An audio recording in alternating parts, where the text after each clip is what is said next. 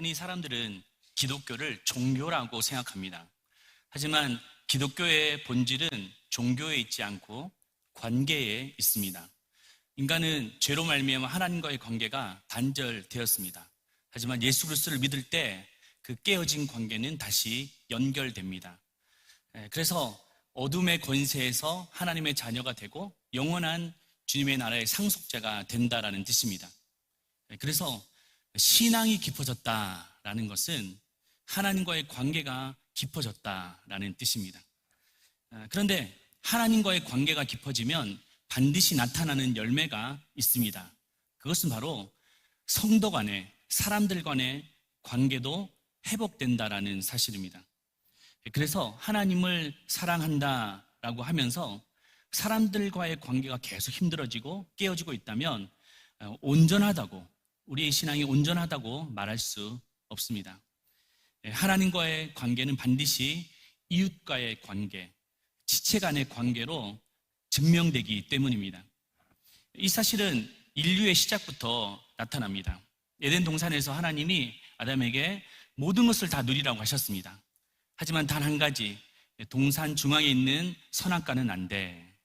그런데 아담은 이 명령을 깨고 그 선악과를 따먹었습니다. 자신의 벌거벗은 모습이 드러났습니다. 그래서 하나님을 피해 도망쳤습니다. 그때 하나님이 다시 찾아오셔서 물으시죠. 아담아, 내가 먹지 말라고 한 선악과를 왜 따먹었느냐? 그때 아담의 대답입니다. 아담이 이르되 하나님이 주셔서 나와 함께 있게 하신 여자, 그가 그 나무 열매를 내게 주므로 내가 먹었나이다.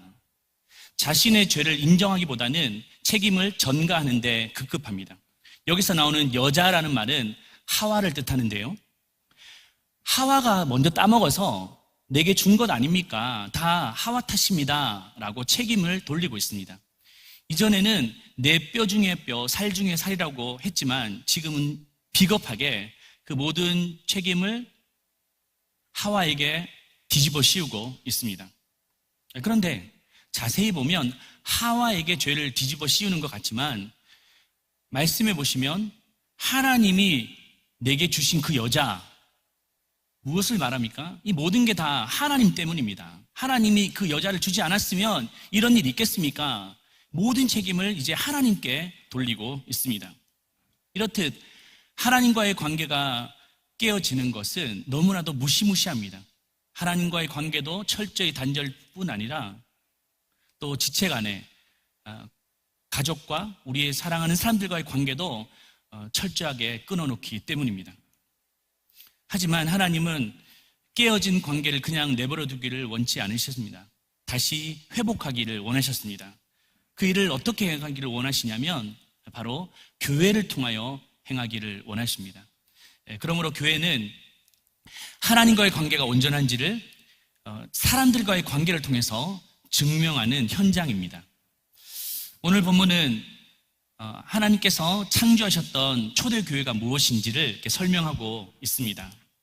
이 초대교회는 하나님께서 최초에 디자인하신 교회의 온전함이 무엇인가라는 것을 소개하고 있는데요, 당시 초대교회는 화려하지 않았습니다. 또 건물도 있지 않았습니다. 또 유명한 사람도 있지 않았습니다. 하지만 그들은 세상이 감당하지 못할 사람이다라는 칭찬을 받게 됩니다. 거대한 로마 제국 앞에 굴하지 않고 끝까지 복음을 전했습니다. 또 순교도 마다하지 않습니다. 무엇보다도 로마가 많이 타락했잖아요. 성적으로 타락했는데 그 음란을 통해서 나왔던 그 사생자들, 버려진 고아들을 그리스도인들이 다 품고 그들을 살리며 키워냈습니다. 그 진정성이 통했습니까? AD 380년경에 로마가 기독교를 박해하다가 이제 기독교를 국교화시키는 나라로 거듭나게 됩니다. 그 이유가 무엇일까요? 그것은 바로 초대 교회는 건강한 교회의 원리를 가지고 있었기 때문입니다. 오늘 말씀을 통해서 교회가 오늘날 이렇게 많은데 도대체 건강한 교회는 무엇인가? 이 말씀을 통해서 찾아보고자 합니다. 첫 번째는 바로 서로의 신앙을 연결하는 공동체입니다. 우리 42절 말씀 같이 읽겠습니다. 그들이 사도의 가르침을 받아 서로 교제하고 떡을 떼며 오로지 기도하기를 힘쓰니라. 초대교회는 무엇보다도 사도의 가르침을 받았다라고 합니다. 이 말은 말씀 중심의 교회였다라는 뜻입니다. 그렇습니다. 모든 공동체, 교회 공동체는 말씀이 중심이 되어야 됩니다. 그 어떤 인간의 가치관, 사상, 경험, 철학도 말씀을 대체할 수 없습니다. 그래서 교회의 본질도 말씀에서 나와야 되고, 교회 목회 철학도 말씀에서 나와야 되고, 교회 방향성도 말씀이 되어야 됩니다. 초대교회도 말씀이 중심이 된 교회가 되었기 때문에 서로 교제하고 떡을 떼고 함께 기도하기를 힘썼다. 교회다움의 모습을 회복했다라고 말합니다. 반면 사탄이 하는 일은 무엇입니까? 정반대의 일을 하는 거예요. 어떻게든 사람의 관계를 끊어놓고 갈라놓고 공동체로부터 벗어나게 만듭니다. 여러분, 사람이 언제 쉽게 무너지는지 아십니까? 바로 혼자 있을 때입니다. 에덴 동산을 보십시오. 하나님은 아담과 하와를 창조하시고 모든 것을 다 누리게 했습니다. 그런데 그 선악과만은 안 돼 라고 하셨는데 그 선악과를 하와가 따먹게 됩니다. 근데 하와가 언제 따먹게 되죠? 혼자 있을 때 따먹게 된 거예요. 아담과 같이 있었으면 이러면 안 돼, 서로 도와주고 또 경계했을 건데 혼자 있다 보니까 마음이 약해진 거예요. 분별할 수 없게 되었습니다. 뱀이 하와에게 괜찮아, 따먹어도 뭐 어때, 오히려 내 눈이 밝아져서 하나님과 같이 될걸, 이런 유혹 속에 무너지고 만 것이죠. 그리고 아담도 따먹게 되었습니다. 그 결과 치명적인 죄가 이 세상에 들어오게 되었습니다. 이 일이 언제 일어났다고요? 혼자 있을 때입니다. 사탄의 전략은 지금도 다르지 않습니다. 우리로 하여금 혼자 있도록 내버려 둡니다. 그냥 혼자 믿어, 교회 가지 마, 가면 불편한 사람들도 많잖아 라고 속삭이는 것이죠. 그래서 어떻게든 공동체에서 떼놓으려고 하는 겁니다. 한 성도가 공동체에서 잘 정착하기 위해서는 세 가지가 필요합니다. 첫 번째는 바로 예배의 은혜가 필요해요. 우리는 어쩌면 이 세상을 살아갈 수 있는 힘이 없습니다. 그래서 예배 가운데 은혜를 받아야 돼요. 말씀을 통해서 내가 결단하고 성령 충만함을 얻고 또 은혜의 말씀을 통해서 우리가 그 촉촉한 따뜻한 주님의 사랑을 느끼지만 이 세상을 살아낼 수 있는 거예요. 그래서 예배가 그만큼 중요합니다. 예배 중요하고 두 번째 또 중요한 게 있는데요, 그것은 바로 섬김의 자리입니다. 사람이 먹었으면 운동을 해야 됩니다. 그래야지 건강해지는 거죠. 먹었는데 운동하지 않는다, 움직이지 않는다, 그러면 비만이 되듯이 우리의 신앙도 말씀을 먹고 은혜를 받았으면 우리가 헌신도 하고 섬김도 가지고 봉사도 하는 이런 균형 잡힌 신앙이 필요한 것이죠. 근데 이것만으로도 충분하진 않습니다. 마지막 하나가 필요한데 그것은 바로 관계성입니다. 예배를 통해서 은혜 받습니다. 봉사를 통해서 보람도 느낍니다. 그런데 관계가 서로 맺어져 있지 않으면 쉽게 믿음이 뽑히고 마는 거예요. 위기가 찾아오고 어려움이 순간에 오면 그냥 믿음을 놓아버리고 마는 것입니다. 공동체는 참 중요합니다. 서로 알아가고 또 이해해주고 기도해주는 공동체가 우리의 신앙을 지켜줍니다. 여러분 잘 아시겠지만 아프리카 초원에서 포식자들이 아무나 또 아무 짐승에게 달려가서 그를 가로채진 않습니다. 항상 보면 무리에서 이탈한 그 피식자를 삼키는 거예요. 그러나 함께 우리 안에 또 무리 안에 있으면 안전할 수 있습니다. 그래서 솔로몬도 이런 지혜를 말하고 있습니다. 전도서 4장 9절에서 12절 말씀인데요, 같이 읽겠습니다. 두 사람이 한 사람보다 나음은 그들이 수고함으로 좋은 상을 얻을 것임이라. 혹시 그들이 넘어지면 하나가 그 동물을 붙들어 일으키려니요, 홀로 있어 넘어지고 붙들어 일으킬 자가 없는 자에게는 화가 있으리라. 또 두 사람이 함께 누우면 따뜻하거니와 한 사람이면 어찌 따뜻하랴. 한 사람이면 패하겠거니와 두 사람이면 맞설 수 있나니 세 겹줄은 쉽게 끊어지지 아니하느니라. 공동체는 서로 끈끈하게 연결될 때 안전할 줄로 믿습니다.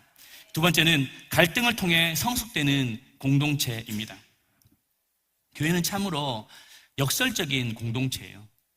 서로의 믿음을 지켜주기도 하지만 또 갈등이 유발되는 요소들도 참 많다라는 거예요. 왜냐하면 사람이 사는 공동체이기 때문입니다. 초대교회도 마찬가지였습니다. 초대교회도 겉으로 보면 아무 문제 없어, 완벽한 공동체야 라고 생각할지 모릅니다. 하지만 문제가 있었어요. 사도행전 6장에 보시면 헬라파 유대인들과 히브리파 유대인들에게 갈등이 있었습니다. 헬라파 유대인들은 나중에 들어온 사람, 히브리파 유대인들은 미리 있었던 사람. 그렇게 미리 있었던 사람들이 마치 텃세를 부리면서 새로 오신 분들에 대해서 용납하지 않고 구제에 관련된 것도 제외시켰던 겁니다. 그래서 이런 작은 구제의 문제가 공동체의 갈등으로 번지게 되었습니다. 우리는 교회에 갈등이 생기면 이런 말을 합니다. 교회가 좋은 교회면 문제가 없어야 되잖아. 아니 왜 이런 문제가 생기는 거야? 도대체 뭐야? 이렇게 말하곤 합니다. 그런데 여러분, 그렇지 않습니다. 갈등이 없는 교회가 좋은 교회가 아닙니다. 갈등이 있지만 함께 풀어가고 해결해가는 교회가 진짜 교회, 좋은 교회, 건강한 교회인 줄로 믿습니다. 여러분, 오늘날 이 시대를 바라보십시오. 사람들이 갈등만 생기면 다 회피하려고 하는 거예요. 불편한 일이 있으면 그냥 연락을 안 받는 거예요. 요즘 젊은 사람들이 말하는 것처럼 잠수 탄다고 말하죠. 그냥 관계를 끊습니다. 연락 두절입니다.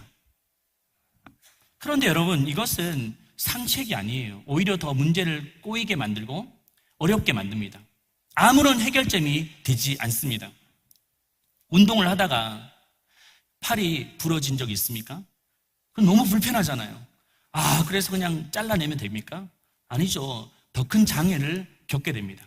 우리 공동체 안에서도 여러 가지 문제가 생길 수 있습니다. 그런데 이거 그냥 연락 두절, 나 그냥 상관 안 해, 그냥 관계를 끊고 모든 것을 단절시키면 해결이 됩니까? 아닙니다. 더 꼬여가고 또 고립되어져 가고 신앙은 무너지게 될 것입니다. 함께 마주하고 같이 아파해주고 같이 고민하고 기도해 줄 때 이 공동체가 더욱더 살아나고 개인도 인격이 다듬어지고 신앙도 성숙하게 됩니다. 하나님은 우리를 다듬어 가시는 방법이 여러 가지가 있어요. 때로는 환경을 통해서, 감당할 수 없는 환경을 통해서 겸손해집니다.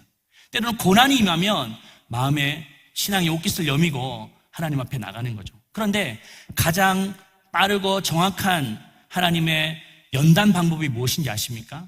그것은 바로 사람입니다. 도대체 이해할 수 없는 사람을 내게 붙여주십니다.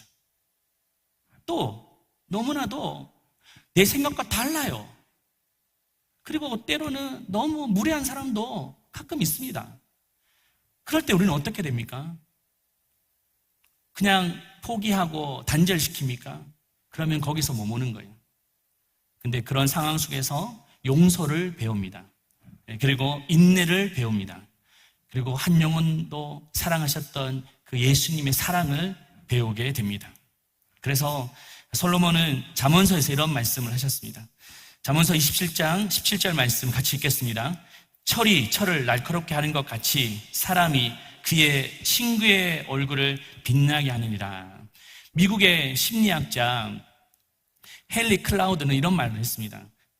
관계는 갈등이 없어서 건강한 것이 아니라 갈등을 해결하기 때문에 건강하다. 저는 신대원 시절에 성경 과외를 한 적이 있습니다. 그래서 어느 한 부잣집 청소년 아이가 있는데 어느 집사님 통해서 얘게 좀 성경 과외를 시켜주시면 좋겠다라고 연락이 와서 갔습니다. 대구에 사신 분은 아시겠지만 대구에 그 수성구라는 곳이 있어요. 파락구예요. 엄청 잘 살고 또 학구열도 대단합니다. 갔습니다. 근데 집이 막 100평이에요. 으리으리한 그 집에서 다과를 내오는데 거의 보면 식사 수준입니다. 얼마나 잘 내오고 또 집도 좋고 또 예의도 바르고, 그래서 참 도대체 아이는 어떨까 그래서 성경 공부를 이렇게 시작한 거예요. 근데 알고 보니까 이 부모님이 아이 공부 때문에 얘를 교회를 안 보내고 성경 과외를 시킨 거예요. 믿음은 저버릴 수 없으니까 그 시간 낭비 교회 가서 하지 말고 좋은 성경 교사를 가지고 공부를 시키면 된다라고 생각한 거죠. 영어, 수학 배우듯이 성경도 제가 가르쳐 주었습니다. 한 2달 동안 이렇게 가르쳐 주는데 제 마음속에 불편함이 있는 거예요. 도대체 이게 맞나? 도대체 이게 맞나? 그래서 한 2달쯤 됐을까요? 이 아이에게 필요한 것은 성경보다는 공동체가 필요하다라는 마음이 생겼습니다. 그냥 성경 지식만 아는 것이 아니라 공동체 안에서 같이 울고 웃고 부딪히면서 그 청소년 아이가 고민하고 있는 문제도 고민하고 같이 또 기도해주고 비전과 꿈을 향해 나아갈 수 있는 그 친구들이 필요하다라는 마음을 가졌습니다. 그래서 조심스럽게 그 부모님에게 이렇게 말씀드렸습니다.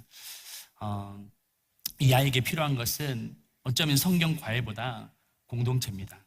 그래서 이 아이가 교회에 가서 그 친구들과 만나고 함께 어울릴 수 있는 공동체를 허락해 주시면 좋겠습니다 라고 제가 말했어요. 이분이 불편해하는 거예요. 아니 돈 들여가지고 성경 과외 시킨대. 이 교사, 전도사라고 하는 사람이 그냥 교회 보내라고 하니까 얼마나 기분 나빴겠습니까? 그런데 2주 후에 그분이 하시는 말씀이 전사님 생각을 듣고 곰곰이 생각해 보니까 맞다라는 거예요.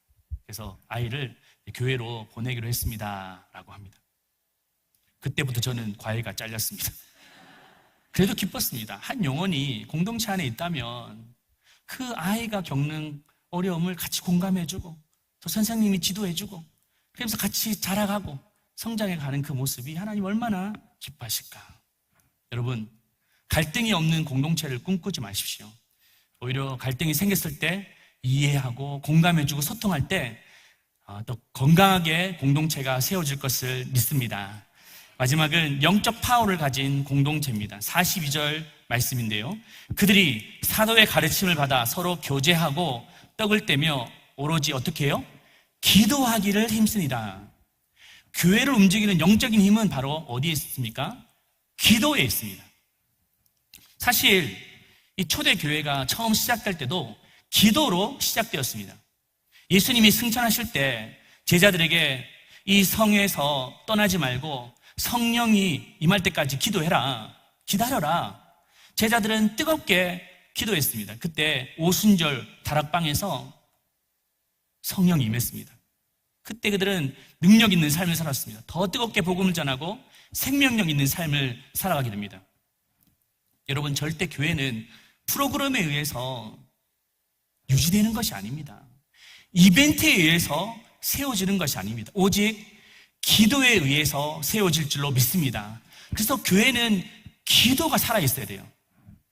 여러분, 언제나 성령이 역사하시는 교회를 가만히 보면 특징이 있는데 기도가 살아있습니다.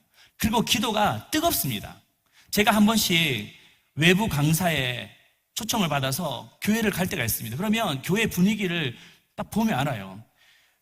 어떤 교회는 딱 들어가자마자 뭔가 영적인 공기가 다릅니다.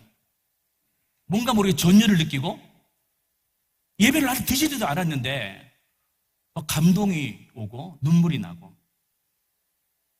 왜 그럴까 가만히 보니까 교회에 기도하는 사람이 있는 거예요. 그 기도가 교회의 분위기를 바꿔놓습니다. 가정도 마찬가지예요. 신방을 가다 보면 어떤 가정에 가면 따뜻한 거예요. 우리 자녀들도 온유하고 그리고 너그럽고 그 뭔가 집이 화려하진 않고 잘 살진 않지만 뭔가 모르게 성령의 감동이 있는 가정이 있습니다. 왜 그럴까요? 가만히 보니까 그 집에도 기도하는 사람이 있는 거예요. 기도하는 어머니가 있을 건지 아니면 기도하는 아버지가 있든지 또 자녀 중에 믿는 그 믿음을 가지고 교회를 위해서 기도하듯 가정을 위해서 기도하는 사람이 있기 때문입니다. 우리 교회를 생각하면 감사의 제목이 참 많습니다. 그 중에 하나가 우리 교회는 기도하는 교회라고 알려져 있기 때문입니다. 우리 교회는 기도가 뜨겁습니다. 아멘. 그리고 우리 기도는 또 기도의 호흡이 깁니다. 몇 번 기도하다가 끝나는 것이 아니라 기도의 호흡이 긴 거예요. 살아있는 것이죠. 가끔 외부 강사들이 우리 교회에 오셔서 설교해야 될 그 시간을 막 초과해서 말씀하실 때도 있습니다. 여러분 경험 많이 하셨잖아요. 그래서 그 시간이 이제 길어지면 저도 막 조급해지는 거예요. 빨리 지금은 셔틀 시간이 있는데 어떻게 해야 되나.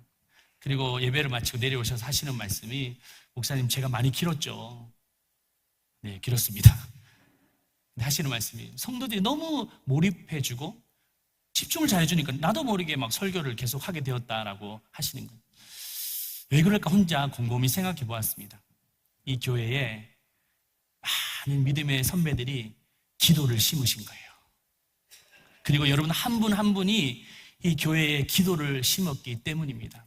그 기도의 힘이 교회를 바치고 있기 때문입니다. 제가 목회를 하면서 한 가지 깨닫는 진리가 있습니다. 그것은 바로 무엇이냐면, 한번 따라할까요? 교회의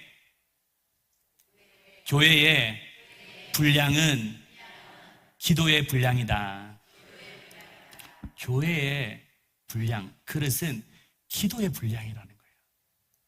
이 교회가 아무리 커도 화려해도 기도가 깔려있지 않으면 그냥 훅 불면 날아가는 먼지와도 같습니다. 그런데 작고 부족해 보여도 기도가 살아있으면 하나님께서 큰 그릇으로 만들 줄로 믿습니다. 여러분, 저도 부임한 후에 다 말할 수는 없지만 참 어려움이 많았습니다. 내 힘으로 할 수 없는 일들이 많은 거예요. 내 힘으로 할 수 없으면 뭐밖에 안 나옵니까? 기도밖에 안 나오는 거예요. 새벽에 기도하고. 그래도 내 힘으로 안 되니까 저녁에 혼자 이 강단에 와서 기도하는 거예요. 너무 외롭고 혼자만인 것 같고 내 힘으로 할 수 없고 어떻게 해야 되나. 근데 그때마다 하나님이 제게 위로를 주시는 거예요. 문자가 와서, 목사님 힘내세요. 목사님 뒤에 기도하는 분들이 많으세요. 목사님 혼자라고 생각하지 마세요. 그 문자를 보는데 막 눈물이 나더라고요. 그러면서 느꼈습니다. 교회는 절대 한 사람에 의해서 세워지는 것이 아니구나. 기도하는 사람을 통해서 교회가 세워지구나 라는 것을 깨닫게 되었습니다. 그때부터 하나님께서 영혼들을 막 보내주기 시작하는데 얼마나 상상하지 못할 정도로 하나님께서 보내주시는지, 그것은 바로 교회가 함께 기도하는 공동체가 되기 때문인 줄로 믿습니다. 그런데 사람들은 참 그런 크기만 보고 또 외모만 보고 그 중심 기도를 보지 못한다는 것은 너무 안타까운 거죠. 요즘에 저는 너무 감사해요. 많은 성도님들이 은혜를 받고 또 오시고 또 믿음을 회복하는 그런 모습을 보면 감사합니다. 그런데 한 가지 또 부담이 있습니다. 거룩한 부담인데, 많은 분들이 오시니까 또 많은 문제들도 있는 거예요. 이분도 아프고 저분도 어려움이 있고 이분의 자녀는 또 감당할 수 없는 일들을 겪고, 그때 그것을 감당하기가 너무너무 저도 어려운 거예요. 그래서 하나님께